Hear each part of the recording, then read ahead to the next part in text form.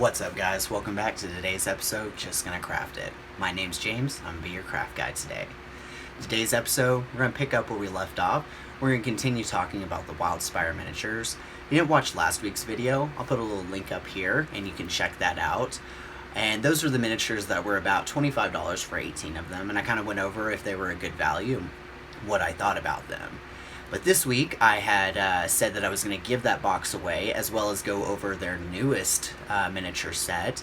And let me say that this new miniature set is amazing. The amount that these guys stepped their game up from Generation 1 to Generation 2 is amazing.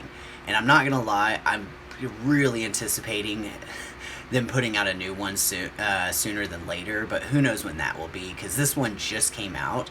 I'll include a link in the description to their website, as well as if you have a 3D printer, you can go ahead and print these out now, and they have both supported and non-supported STL files. So without further ado, let's go to the table and check out these Gen 2 from Wildspire. Alright, and as you can see in front of me, I have a bunch of the miniatures. I have some more on the sides that are a little painted up, but we'll keep those to last. This one came in kind of two theme packs. You had adventurers and you had animals. The adventurers definitely hold with the original theme of being creative and very different, and it's something you're not going to find on your typical WizKids or Reaper box. So for example, we have this cool panda. As you can see, he's totally decked out as a monk with this very cool hook blade. And you can't see too much of the details, but it almost looks like he's definitely drinking from the tea kettle. He has no time for a cup. This is his sippy cup of tea right before he kicks your butt and afterwards. So super fun. Definitely I would have a lot of fun with this as an NPC, or if one of my players actually kind of wanted to play a panda folk, I guess what you would call it. I don't know the official name, but super cool, and I really like this one. Next one coming in is this lion. And as you can see, look at this guy. His mane is so crazy. I mean, he's got the claws, the 1 foot stand. A little bit of recommendation, if you do print these out, I would definitely put a strong support here. And just to help when you're removing, that you don't break from this one contact point. But it is super cool. And I would like to point out all of these are 3D printed. The guys at Wildspire were really nice, sent me the files early so I could help them with the supports. And through this, I had gotten a lot of time to look at the details. And starting off from Gen 1 to Gen 2, the jump is amazing. I know I've already said that, but I just really want to emphasize how amazed I am at these guys and how much more details they put into this generation. So this claw wielding lion is going to be super cool, whether he wants to be a bad guy or a PC or an NPC. Definitely some fun inspiration right behind that. So next we have what appears to be kind of a samurai. She has a cool sword. She's laying down in front of her.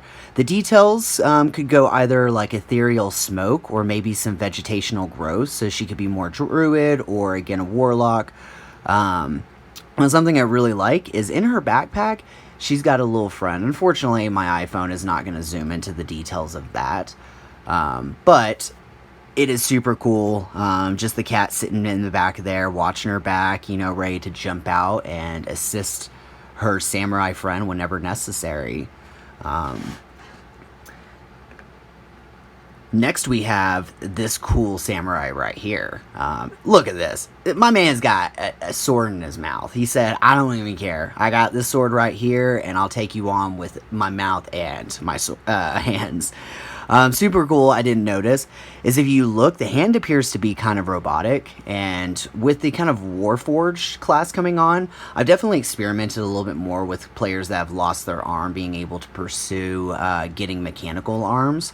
You as a DM can have inspiration behind that, but as you can just see, he's really cool. Definitely a tiefling because he's got the horns. But I mean, who wouldn't be afraid of this guy if you had put him in as a leader of the assassins that have come after the group? So yeah, super fun. I really do like the robotic arm. It's just super cool. I definitely would probably make one where my character has only like one arm and he just uses his mouth. I don't know. Super fun, though. Again, just one of the things I like about Wildspire is just constant creativity and thinking outside the box. And so, speaking of that, let's continue on with outside of the box and Dragonborns. One thing in D&D is if you run it kind of like Forgotten Realms, Dragonborns are not really accepted in society because of their tendency towards being barbaric. But one thing you should know about Dragonborns is when they do something, it is for the clan. So this guy, as he forges every sword, if that sword goes bad, he brings dishonor to his clan. So what more could you want other than a dwarf to make your armor or weapons? So just knowing that cool little thing, I have a lot of appreciation for this miniature. Lots of details. I mean, very intricate and very impressive. With the Zenithal highlight I did, I am painting some of these up soon. I just didn't have time to paint all 28 of them in a week. But yeah, super cool. I mean, just the little spikies of the head, the emblem on his actual hammer. What a cool miniature. I love that I have this. The next is definitely more of like a kind of a bad guy too. He's got holding a demonic head in his hand. Probably that, I don't know how he severed it off because he's got no weapons. Maybe it's a she. I'm going to say it's a she. Yeah, it definitely has the female anatomy there. So she has severed this demon's head and is carrying around and stepping on the skull of probably a previous victory that she's had. And she is ready to ignite anything with this ball of fire. It's cool because you can practice with your object light sourcing. She does have an eye patch on, if you can see that. So a lot of just room for backstory and just fun adventure hooks. I really like this one. Again, I'm just happy that I do have this in my arsenal now. So next we're going to go to this Halfling. Now, as Halfling with this pose, it's hard to put her in a tavern. But with all that said, look at this. We have a Halfling sitting on a sword that is bigger than she is. And she has the severed head of a dragon that's impaled with this sword. And she's sitting on like, yo, what's up, guys? What you want? Oh, it's just this? I do this all the time. And I think that's just super fun. If you see any flaws, some of these prints I was practicing with supports. Some of them failed on my own errors. But every one of them that I've printed out after the supports were placed are great. So I'm just trying not to waste all my resin. But super cool Halfling. I mean, maybe she's got gauntlets of ogre strength on. And that's why she's walking around wielding this sword that is far too big for her. But whatever it is, I mean, lots of fun, room for a backstory adventure hook, an NPC to bring in. Definitely super cool. Next, I wish I did kind of paint this one up a little bit because this one is a little bit different in the aspect of fitting it in a fantasy world. This is an alchemist, and as you can see, we have a stack of books in one hand, but this hand is a Gatling gun. Whoa.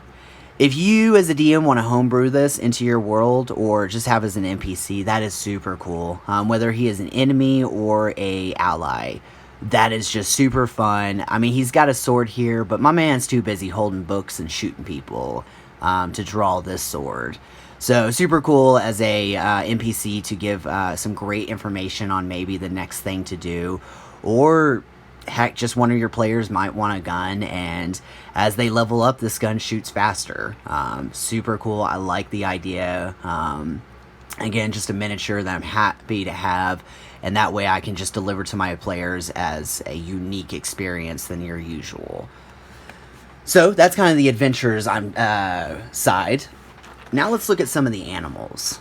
First off, boom. Yep, that is a battle corgi. We have armor. It could be leather, it could be plate. I would definitely probably do it all as plate armor. Maybe some studded, but still, look at this.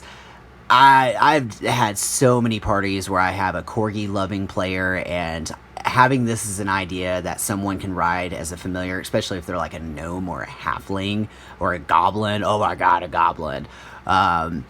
It's just super fun. In fact, actually, that's a sneak peek at a little foreshadowment to a future miniature I'm about to show you. But super cool. I mean, what player would not want this as a miniature if they wanted a corgi as their... And it doesn't even have to be a corgi. Maybe it can be a Dachshund. Maybe it can be... It doesn't have to be a corgi. I mean, it's just an armored dog, and that's cool. And speaking of armored animals, you know it doesn't give a... That's right, honey badgers. Honey badger, oh man, armored up. I mean, this guy looks tough. And if you've ever watched a documentary on honey badgers, you know that they're aggressive little animals to begin with. So to put spikes and armor on this thing, I mean, what evil sorcerer or ranger had this in the concocted? But super cool. Again, if your players want familiars, this is a great option to give them from your typical familiars. Another is some deer. What I like about this one is now that I have the STL file, I can print multiple of these. So you have, I guess, more of an antelope, just because of the horns, not very deerish. But again, you could paint this up to be like a golden stag that they're looking for, or just, again, having, you know, a herd, and maybe there's something hiding in the herd as they're walking by, and boom. So, super cool. Just, again, a great animal. I would definitely recommend getting the STL files of these. Yeah, they're a little bit more brittle than what the plastics will come with, but having these as multiples will definitely create more and more fun that you can add to your table. So the next that I'll kind of maybe push off, obviously the size isn't right, because look at that cat head and look at this cat head, but maybe that's what's in this backpack, is this cat wearing plate armor. And I mean, we've got spikes going on. I mean, the head is all covered or armored up. I mean, just what a cat. I mean, cats are, they're big old butt heads anyway, so I wouldn't want to know what havoc it could wreak around the battlefield with the right player. Next, oh, we got a hamster, an overgrown hamster, and this guy is ready to fight. He's got his arms crossed, and he does not look scrawny. I mean, he might knock you. This guy might be like a more monkish hamster, and he's just gonna come in and punch you in the kneecap, and then when you bend over, he's gonna kick you in the face with a backflip, and that's what Mr. Hamster is gonna do. Super fun. I mean, who wouldn't want this as a cool miniature to add to their table? Going on is we have a lizard. Now this lizard looks like it's all decked up to be kind of more of a maybe merchant's lizard, or maybe that your players could have this lizard that carries and all that excess stuff they don't want. Boom. I mean, who's going to steal off this lizard? I mean, if it's like an iguana, it's going to whip you with this tail, and next thing you know, your arms fell off. But, you know, cool thing, especially if you have a merchant that has this animal instead of just a pig or, you know, a horse. This thing is super cool. And it's actually kind of very similar to a Reaper one, but this one's a little bit less of a size. But still 2 inches, I think. No, I think this is 1.5, so a little small. Maybe I would have liked it to be a bit bigger, but with the STL file, I can always increase it by a little bit to get that extra size. But yeah, I love this. So, oh, I skipped over one adventure. I guess he's kind of an animal. Oh, actually, let's get that out of here, because now that I'm done with the unpainted, this is just 1, 2, 3, 4, 5, 6, 7, 8, 9, 10, 11, 12, 13, 14, 15. This is just 15 of them. There are 28 altogether. So I'm not going to show you all of them because I want you to go on the page and check them out. But I do want you to see how some of these can look painted up, because again, the increase of details is amazing. So look at this guy. We got the coolest chicken in the world.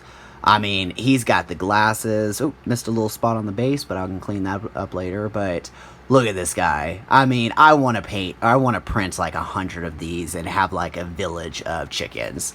But again, super fun. I love this little thing. Obviously, the ones I painted were probably a little bit more my favorites that I just wanted to look at with paint on them. So super cool, as you can see. And what else do we got? Boom. We got a minotaur playing a cowbell. And I'll repeat, we have a minotaur playing a cowbell. if you remember on the first box, they had the tabaxi playing the guitar. Now we have a kind of cowbell player. I hope in future sets I get different band members, so eventually when you go into the bar, you're going to look over to who's playing music, and it is going to be a misfit of races that you would just not expect. So hopefully cool drummer, maybe a singer, maybe a cello player, a saxophone player. Oh man, the possibilities are endless. So I hope I get to see more expansion on these instrument playing creatures. So let's move to the next one and keep in the bar theme. We got a drunken master, and he's got a mug of beer in one hand and a shoe to kick your butt on here, and then this fist. I mean, it's a monk, so everything on this man's body is dangerous. This piece of cloth could be used as a weapon, but as you can see, he's just a guy to fun pose, hasn't spilt his beer at all. He's ready to take a chug after he punches you in the face.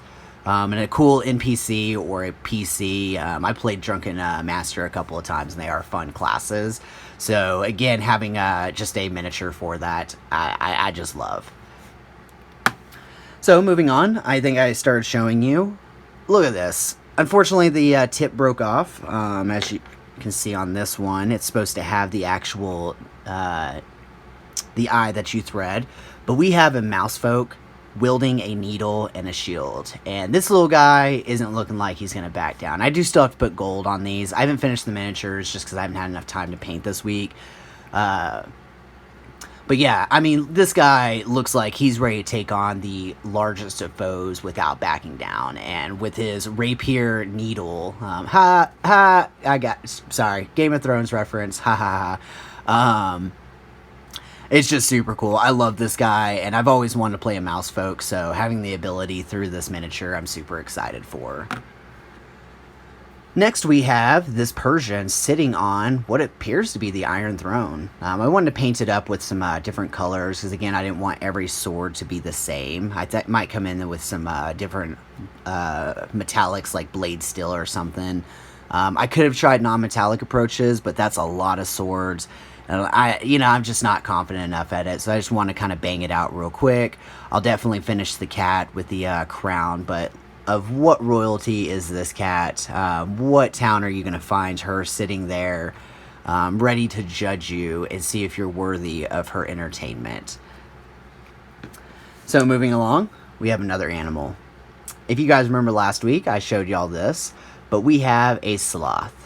And I guess I could have painted him a different color, but I just want him blue. A blue sloth seems super fun. Maybe I'll make a red sloth and a green sloth, and they'll just be a group of sloths that are just sitting there. And maybe you can make a fun puzzle. It's a sloth, so, I mean, they're cute. Your players are going to love them immediately. And it's a great betrayal because everyone's going to trust the sloth. So next we have this cat mage. Now, if you've ever seen The Painting Myth, she does a comic book style. She's not the only one, but she exposed me to that kind of style. And I wanted to go with that here with the really high, bright colors. I didn't want to dull them down too much. But you just kind of use more of that comic book, emphasize dark lines, emphasize highlighted points. But who knows? I mean, if you're walking around a dungeon and this guy came walking, I was like, oh, do you know the way out? I've kind of got lost. I mean, the players would be like, maybe I'll trust you, but at the same time, I want to get to know you because look at you, dude. You are hilarious. So, super fun. Again, just another miniature I'm happy to have. Next, we have one of the miniatures I am very fond of. I've always played a character named Florax, the Speaker of the Woods, and it's definitely a ripoff of the Dr. Seuss, the Florax. And he's just always been someone that lived in the woods and hated society because they were very wasteful. And this miniature fits him so well. I mean, we have him wielding a cactus and a bird sitting on top of it. My man has a turtle helmet because, you know, he is definitely not wielding anything unnatural. We got sandals. We got a cuckoo clock in his beard and braids. This man is super fun. Definitely a miniature I was happy to get. Oh, wow. lot better view there. So I definitely need to put some more washes on his feet. Again, sorry that these aren't done, but they're done enough that you guys can really get a good idea of what these will look like. So we'll move in to this one. Oh man, if you remember in the previous, there was a chef wielding a roller, and now maybe this is who he's combating. Is this orc that is wielding a cast iron and the lid? Oh man, I want to make a character off of this so bad for a one-shot, just to have fun. I mean, I've got this frying pan that does a D6 or a D8 of bludgeoning, and this shield. I mean, come on. I just love him. He could definitely be a orc barbarian that is also a chef. That he's just... he just finds soothing and meditation through the cooking process. But super fun. I definitely like this guy. I got to paint out his cleaver on his back. But this guy is no joke, and I would not want to mess with him. So next we have, that's right, a halfling riding the pug. So the pug was separate over here, so it's just kind of a reproduction of that to add. So maybe your halfling jumps off and the pug just runs off by himself. But this one, something I definitely did, is I accidentally forgot to put supports on that leg. So as you can see, his foot didn't print. But I'm going to make it so that he's missing his leg. And this pug is his buddy and gets him around. I'm not going to lie, I'm impressed with his eyes. The halfling's eyes aren't super good, but I mean, the pug, he's got personality. I mean, I just want to pet him and rub his belly. And, yeah. So, super fun. Again, if she came walking through just to ask the players for help, I mean, I, as a player, would definitely be very obliged to help this little halfling right here. And I do have one more I want to show, and that is the war elephant. This one I painted at first because he was so big. I wanted to make him a cool base. He's actually supposed to be flipped over so his nose doesn't hang off as much, but still, I just wanted a bunch of room to add little things. Bases are super fun. They're one of my favorites. So he's just walking around in a pile of rubble, and maybe some vegetation is close by because there's some leaves and the stick. But yeah, I had a lot of fun with him. Your players could ride up on this elephant as a show of force, or maybe just a show of respect that person has in his tribe. But regardless, a war elephant, I'm going to print out at least 3 or 4 more of these, so that way they can travel as a militia, and my players won't know how to take it. So, with that, I'm going to go ahead and send it away. I do have one more, but I'm going to actually make another video on that, so you can see a cool project I did with one of the last ones. I hope you guys enjoyed checking those minis out, and back to my face. Thanks for joining me for this episode of Just Gonna Craft It. I hope you guys enjoyed these miniatures just as much as I enjoyed showing them off to y'all. And like I said, I'll have a link in the description below so that you can pre-order these, because right now they're $38 for pre-order, and that is a great value, in my opinion, for 28 miniatures. So without further ado, let's go ahead and roll this D6 right here, and then I'm going to check the comments and see who gets this the Heroic Townsfolk set. And then I'll message that person, send it out, and you're the lucky winner. So, 2. So let's go to the second comment. Alan Newman. So congratulations, Alan, and I will definitely message you and get you some information. I hope you enjoy the Townsfolk set that I reviewed last week as your own personal box now. Thanks for joining me for this episode of Just Gonna Craft It, and next week I actually will get back to a crafting project, so definitely to look forward to that. And until next time, remember, if you want something cool on your table, you just gotta craft it. See you guys next time.